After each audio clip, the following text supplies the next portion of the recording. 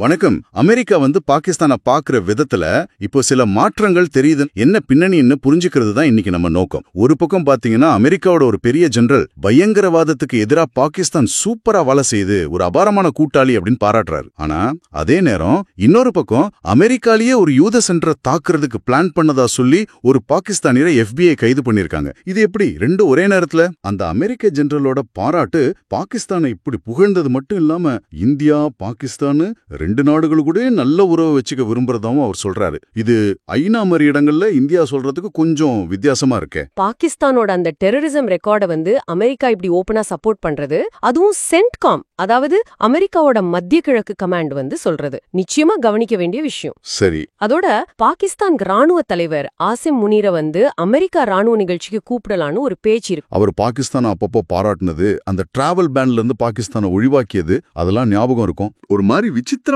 ஒரு விஷயத்த சொல்லுது. ட்ரம்போட பாகிஸ்தான் சப்போர்ட்டுக்கும் பிட்காயினுக்கும் ஏதோ லிங்க் இருக்கலான்னு ஒரு யூகம் வருது. இது கொஞ்சம் என்ன சொல்றது, ரொம்ப வித்தியாசமா இல்ல?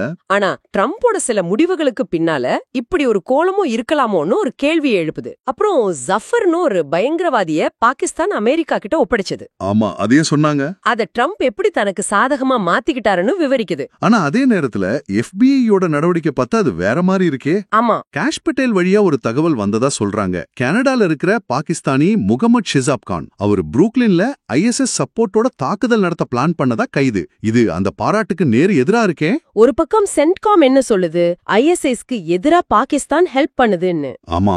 ஆனா FBI என்ன பண்ணுது, ஒரு பாகிஸ்தான்காரர் அமெரிக்காலேயே ISS சப்போர்ட்டோட அட்டாக் பிளான் பண்ணாலுன்னு அரெஸ்ட் பண்ணுது. இதுல இருந்து என்ன தெரியுதுன்னா, ஒருவேளை அமெரிக்கா பாகிஸ்தான் அரசாங்கத்தையும் ராணுவத்தையும் வேறையாவும் அங்க இருக்கிற தீவிரவாத குழுக்களை வேறையாவும் பார்க்க முயற்சி பண்ணுதா அப்படி ஒரு கேள்வி எழும்புது. இது ரொம்ப சிக்கலான பார்வைதான். ஆனா பாகிஸ்தான் அரசாங்கமே பயங்கரவாதத்துக்கு சப்போர்ட் பண்ணுதுன்னு ஆதாரங்கள் இருக்கு. ஆபரேஷன் சிந்தூர் மாதிரி விஷயங்களை எல்லாம் சுட்டி காட்டுறாங்க. அதாவது கவர்மெண்ட் வேற டெரரிஸ்ட் வேறன்னு பிரிக்க முடியாதுன்னு வாதிடுறாங்க.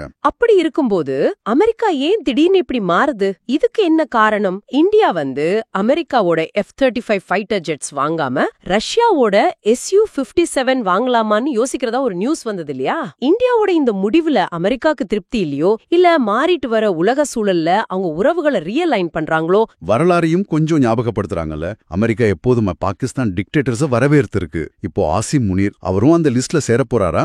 அப்படி ஒரு கேள்வியும் வருது. பாகிஸ்தானோட கடந்த காலத்தை வச்சு பார்க்கும்போது இது அமெரிக்காக்கு ஒரு ஸ்ட்ராட்டஜிக் மிஸ்டேக்கா கூட இருக்கலான்னு. ஒருவேளை இந்தியா மறுபடியும் ஆபரேஷன் சிந்தூர் மாதிரி ஏதாவது பண்ணா, அப்போ பாகிஸ்தானுக்கு இவ்வளவு சப்போர்ட் பண்ற அமெரிக்கா என்ன பண்ணும்? அமெரிக்கா கிட்ட இருந்து பாகிஸ்தானுக்கு வர்ற இந்த ஆச்சரியமான பாராட்டுகள், அதே நேரம் FBI கைது மூலமா வெளிப்படுற அந்த முரண்பாடு, இந்தியாவோட டிஃபென்ஸ் டீல்ஸ், குறிப்பா அந்த F-35 விஷயம், இதுக்கும் அதுக்கும் தொடர்பு இருக்கலான்னு ஒரு யூகம். இதெல்லாம் இந்த பகுதியில என்ன மாதிரி மாற்றங்களை கொண்டு வரும் நினைக்கிறீங்க? இறுதியா நீங்க யோசிக்க வேண்டிய ஒரு விஷயம் இருக்கு. Jio politics, terrorism, arms deals, இதுக்கெல்லாம் நடுவுல ரொம்ப சிக்கலான ஒரு ஆட்டம் நடந்துட்டு இருக்கு. அமெரிக்காக்குள்ளேயே பாருங்க, சென்ட்காம் வேற மாதிரி சொல்லுது, FBI வேற மாதிரி சொல்லுது. இந்த மாதிரி வேற வேற இன்டெலிஜென்ஸ் அசஸ்மெண்ட்ஸ் எதிர்காலத்துல அமெரிக்காவோட பாலிசியை எப்படி மாத்தலாம், இதனால அமெரிக்காவோட நட்பு நாடுகளும் சரி, ஏன் எதிரி நாடுகளும் சரி, நாம நினைக்காத வகையில பாதிக்கப்பட வாய்ப்பு இருக்கா? இத பத்தி நீங்க என்ன நினைக்கிறீங்க?